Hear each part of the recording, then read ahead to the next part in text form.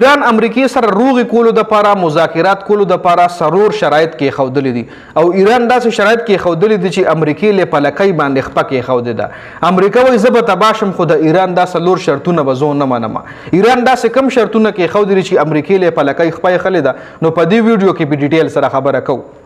چونکې دا جنگ چې شروع کېدو امریکې وایي زه راشه زه به په ایران باندې جارحیت وکړم، سټرایک به پرې وکړم، حمله به پرې وکړم او دا جنگ به یو څو ورځې جاري وي او بیا به ختم شي، لکه دومره غټ نقصان به ماته رانه کړي.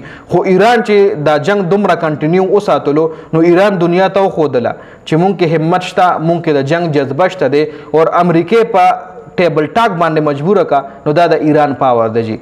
اوس ایران کم څلور شرطونه کېښودې کې ډومبنی شرط ولا ایران دا یې ښودی دی وروره چې امریکا به د خلیج ملکونو نه عرب ملکونو کې چې څومره هم د امریکې اډې دي دا به امریکا ختموي وروره. زه په عرب ملکونو کې د امریکې اډې نه منم. نو دې له شرطه امریکا تیاریږي. دا خو دومره غټ شرط ولا ایران کې ښودی دی. لکه اوس عرب ملکونه څوک دي؟ دوبۍ، قطر، سعودي عرب، بحرین، عمان، جوردن، دې ملکونو نه به وایي چې کم دی عراق، دې ملکونو نه به مکمل دغه چې کم دی امریکا خپلې اډې ختموي او دې ملکونو کې اډې جوړولو دپاره امریکې د دې ملکونو منت سماجت کړی دی، ډېر غټه پیسې لګولې ده.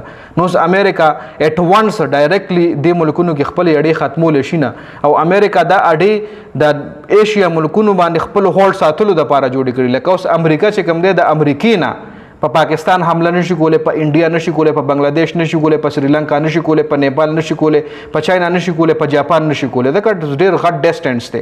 نو امریکا دلته جوخته راغلی ده جی، دلته جوخته راغلی عرب ملکونو کې خپلې اډې خپل هتیار کېښودي دي او دا ټول ملکونه مطلب هولډ کې ساتلي دي. غواړې سم شئ که سم شئ دلته نه تاسو زه ټارګېټ کولی شم. نو ایران ولا وایي چې پیله خو دا لوبه به ختمه کړي، دا لوبه دې نه منم. دویم شرط یې ولا دا کېښودلی دی چې ماله په هرجانه کې $1 ټریلیون راکړې وروره.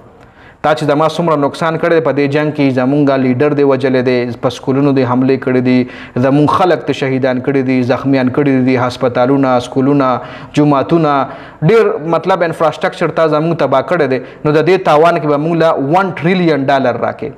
نو دې ته هم امریکا مشکله ده چې تیاره شي. بیا دریم شرط یې ولا دا کېښودلی دی چې ایران نه به ټول بندیزونه ختمې. په ایران باندې په انټرنیشنل مارکیټ کې پابندیانې دي. ایران خپل تیل انټرنیشنل مارکیټ کې نشي خرڅولی، ایران ډېرو ملکونو سره خپل تجارت نشي کولی، سنکشنز پې لګېدلي، پابندیانې پې لګېدلي دي. نو ایران وایي چې اله به روغه کوم چې مانه دا سنکشنز مانه دا پابندیانې ته لرې کړي. نو دې ته هم څه حده پورې امریکا تیاره شوې وه. دې شرط له امریکا تیاره ده وروره، ایران نه پابندیان یې لرې کوي.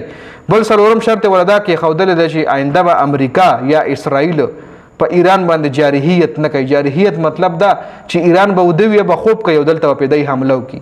لکه دا حملې به بیا امریکا او ایران نه کوي چې ایران به خبر هم نه وي ولته نه به پیدایي حملې وکړي.